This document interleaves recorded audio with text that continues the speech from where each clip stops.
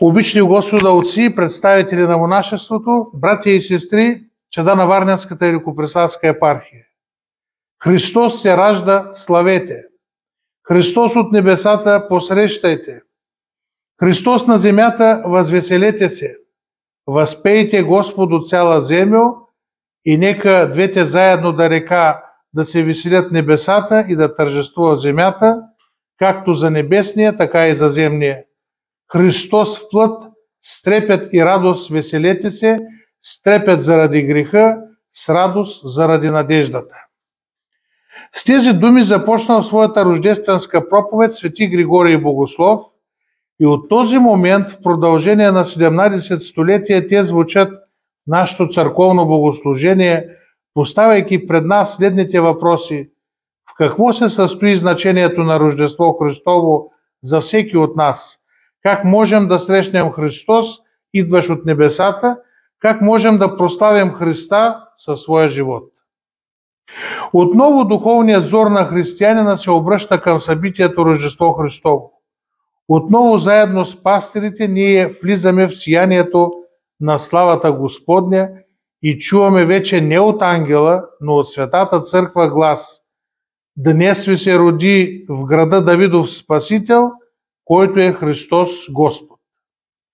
Църквата Христова повтаря песента, която тогава пеел ангелския хор: „Слава във висините Богу и на земята мир, между човеците благоволение“.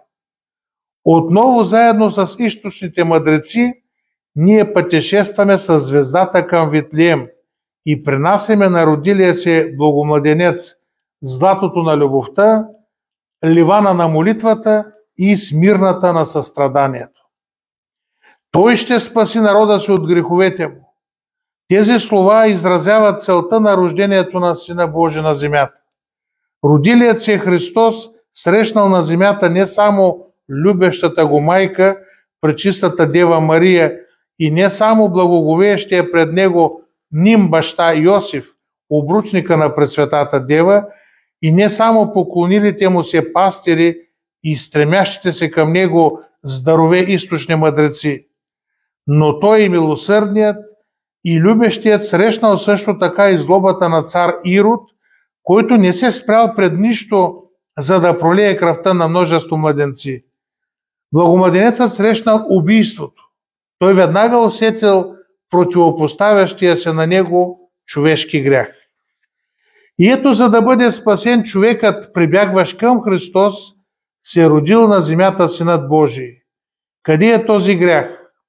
Ние ще го намерим вътре в себе си и ще забележим, че той не мъчи и се стреми да ни пороби. Той постоянно противоречи на дарувания ни от Бога разум.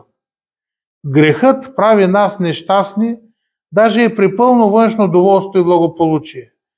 И сами ние не можем да избягаме от него нито в друг град, нито в друга земя. Но обръщайки се към Христос, ние се освобождаваме от робството на греха, получаваме свобода, духовна радост и веселие. Христос ни спасява от нашите грехове. Къде още ние ще намерим греха? Там, където, излизайки от пределите на човешката личност, грехът нарушава мирния обществен живот. Днес ние живеем между две водещи се войни. Сянката от ужаса на войната е надвиснала над човечеството. Гордостта със своите две дъщери, завистта и злобата, са достигнали голяма широта сред човешкото общество. Егоизмът до голяма степен е завоювал човешката душа. Днес повече от всякога ние трябва да съединим любовта към Господа с строгостта към самите себе си. Ние сме длъжни с Божията благодатна помощ да се борим с греха. Това е наш дълг и ще молим Бог да ни помогне в изпълнението. Свети Григорий Богослов назовава боговъплъщението второ творение, когато Бог отново твори човека, възприемайки за себе си човешка плът. Второ общение между човека и Бога.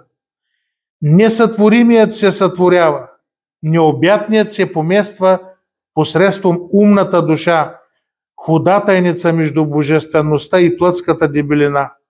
И богатеещия обеднява. Обеднява заради мен по-човешки, та аз като него да се обожествя. Какво е богатството на благостта? Какво е за мен това таинство? Получих подобо личие и не го съхраних. Приобщи се към моята плът, та и образа да спаси и плътта да обезсмърти. Второ общува общение много по-преславно от първото. Във въплъщението на Словото проистича по израза на Стия Ефрем Сирин обмен между Бога и човека. Бог възприема от нас човешка природа, а на нас дарува своето божество. Чрез въплъщението на Словото се осъществява обожението на човека. Затова именно в Рождеството Христово се осъществява всецялото обновление на човешкото естество.